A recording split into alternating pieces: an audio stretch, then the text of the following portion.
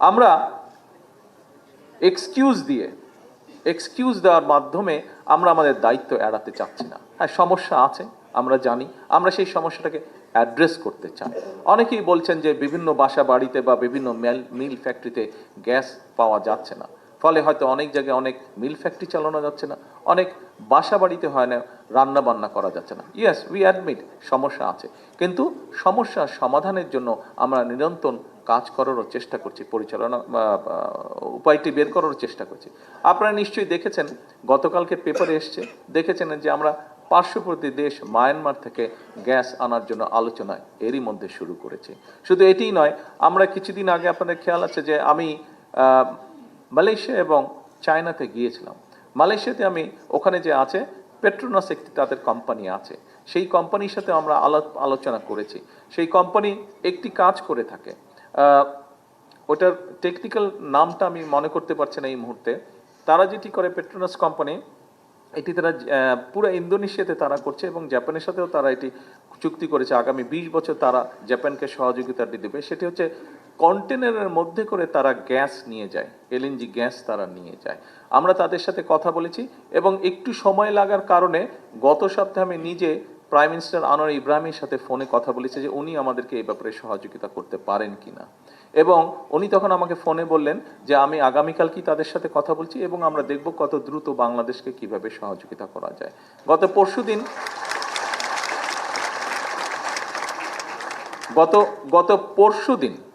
পরশুদিন পেট্রোনাস গতকাল সন্ধ্যার সময় পেট্রোনাস কোম্পানি, এখানে তো টুকু সাহেব আছেন বোধহয়, টুকু সাহেব আসেননি, গতকালকে সন্ধ্যার সময় তাদের সাথে জুম মিটিং ছিল এবং জুম মিটিংয়ে তারা মোটামুটিভাবে কথাবার্তা কমপ্লিট হয়েছে এবং তারা চেষ্টা করছে, যেহেতু তারা অলরেডি জাপানের সাথে 20 বছরের একটা কন্ট্রাক্ট করে ফেলেছে, কিন্তু তার ভিতর থেকেও তারা চেষ্টা করবে যত দ্রুত সম্ভব আগামী অক্টোবরের মধ্যে তারা আমাদেরকে সেইভাবে গ্যাস দেওয়ার চেষ্টা করবে যাতে আমরা আমাদের মিল ফ্যাক্টরিগুলোতে গ্যাস সরবরাহ করতে পারি। এর ভিতরে আমরা চেষ্টা করছি যে একইভাবে আরও কিছু এইভাবে নিয়ে এসে আমাদের প্রায় 8টার মতন আমাদের বিদ্যুৎ কেন্দ্র আছে, যেই বিদ্যুৎ কেন্দ্রগুলিতে যদি আমরা গ্যাস সরবরাহ করতে পারি সাথে সাথে, তাহলে আগামী 3-4 ঘন্টার মধ্যে এগুলাতে যদি গ্যাস কানেকশন দেওয়া যায়, 3 থেকে 4 ঘন্টার মধ্যে আমরা 4000 মেগাওয়াট বিদ্যুৎ আমরা গ্রিড লাইনে সংযুক্ত করতে পারবো। এটাও কিভাবে করা যায় সেটিরও আমরা চেষ্টায় আছি। তো এখন এই যে কথাগুলো আপনাদেরকে বললাম, এই কথাগুলো বলার কারণ হচ্ছে যে আমাদেরকে দেখানো হয়েছে কুইক রেটাল বা এটা সেটা অনেক কিছু করে আমাদেরকে দেখানো হয়েছে, একটা অবস্থা তৈরি করা হয়েছে যে হ্যাঁ সব কিছু ঠিক আছে, কিন্তু আসলে অবস্থা কোনো কিছুই ঠিক নেই। যদি ঠিক থাকতো তাহলে বর্তমানে আমাদেরকে এই সমস্যা পোহাতে হতো না। দেখুন, গ্যাসের কথায় আমি আবার ফিরে আসি। গত 17 বছর ধরে বাংলাদেশ পেট্রোলিয়াম কর্পোরেশনের একটি সংস্থা আছে বাপেক্স নাম, যাদের দায়িত্ব হচ্ছে যে বাংলাদেশে আমাদের কোথায় কি গ্যাস তেল কি আছে এই কূপগুলো তারা খনন করবে। গত 17 বছরে বাপেক্সকে একদম পঙ্গু করে বসিয়ে রাখা হয়েছিল, তাদেরকে কোনো কাজ করতে দেওয়া হয়নি, অর্থাৎ এটা সম্পূর্ণভাবে বিদেশিদের উপরে ছেড়ে দেওয়া হয়েছিল।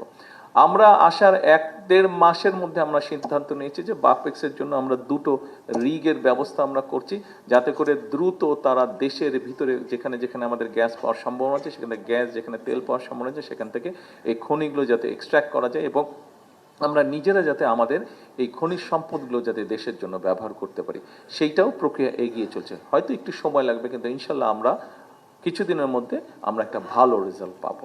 এখন আসুন, এই যে মানুষের এই সমস্যাগুলোকে যাতে বের করে আনতে পারি, দেশের মানুষ যাতে এই সমস্যা ভোগ না করে, অবশ্যই আমি মনে করি এটা জুলাই শহীদ বলেন, জুলাই যোদ্ধা বলেন, বিগত গণতান্ত্রিক আন্দোলনে যে সকল মানুষ শহীদ হয়েছেন, যারা রাজপথে নেমে এসেছিলেন, এমনকি 1971 সালে যে সকল মানুষ শহীদ হয়েছেন, যারা অস্ত্র হাতে দেশকে স্বাধীন করার জন্য যুদ্ধ করেছেন, নিশ্চয়ই একদম নির্দিষ্ট এইভাবে না হলে এই মানুষগুলোতেও এরকমই একটা প্রত্যাশা ছিল এই মানুষগুলো, যে বাংলাদেশের মানুষ যাতে এইভাবে ভালোভাবে বিদ্যুৎ, গ্যাস সকল সুবিধা তারা পেতে পারে। নিশ্চয়ই এটি অন্যতম তাদের একটা চিন্তা ভাবনা ছিল। এখন আসুন, শুধু তো বিদ্যুৎ গ্যাস দিলেই হবে না, নিশ্চয়ই আমাদের দেশের গণতান্ত্রিক সোলজার যারা ছিল, সৈন্য যারা ছিল, তাদের নিশ্চয়ই অন্যতম একটি লক্ষ্য ছিল গণতন্ত্র যেমন অধিকার করা, তাদের লক্ষ্য ছিল গণতান্ত্রিক অধিকারকে প্রতিষ্ঠিত করা যেমন তাদের লক্ষ্য ছিল, একই সাথে নিশ্চয়ই তাদের একটি লক্ষ্য ছিল যে এই দেশের মানুষ যাতে কর্মসংস্থানের ব্যবস্থা তারা করতে পারে। দেখুন, আমাদের দেশে বলে 27 লক্ষ লোক বেকার, 27 লক্ষ বেকার আছে, কিন্তু আমি মনে করি যে 27 লক্ষ না, এর থেকে অনেক অনেক বেশি হবে এই সংখ্যাটি, বেকারের সংখ্যা। এখন এই বেকার সংখ্যাদেরকে আমরা চাইলেই কি আমরা সকলকে বিদেশে পাঠিয়ে দিতে পারবো? বিদেশে পাঠাতে পারবো না, এখন কম্পিটিশন অনেক বেশি। আপনারা দেখেছেন এর মধ্যে নিউজগুলো এসছে, আমি এখনই স্পেসিফিক করে বলতে চাই না, তবে আমি অত্যন্ত আশাবাদী। একটু আগে যেটা বললাম যে মালয়েশিয়া যখন গিয়েছিলাম, সেই সরকারের সাথে কথা হয়েছে। গত সপ্তাহে আমাদের আরিফ সাহেব, আমাদের প্রবাসী বিষয়ক মন্ত্রী, উনি গিয়েছেন এবং সরকারের সাথে কথা হয়েছে। তাদের সরকার থেকেও বলেছে যেই ব্যানটা ছিল সেই ব্যানটাকে লিফট করা হয়েছে, অর্থাৎ বাংলাদেশের শ্রমিক ওখানে যেতে পারবে না, এই ব্যানটাকে লিফট করা হয়েছে, অর্থাৎ তারা এখন এগ্রি করেছে যে বাংলাদেশের মানুষ সেখানে গিয়ে কাজ করতে পারবে।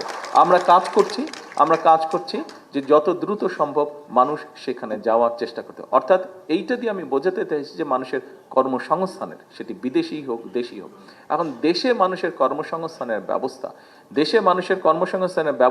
ব্যবস্থার জন্য আমরা কথা বলছি, বিভিন্ন দেশি এবং বিদেশি বিনিয়োগকারীদের সাথে আমরা কথা বলছি।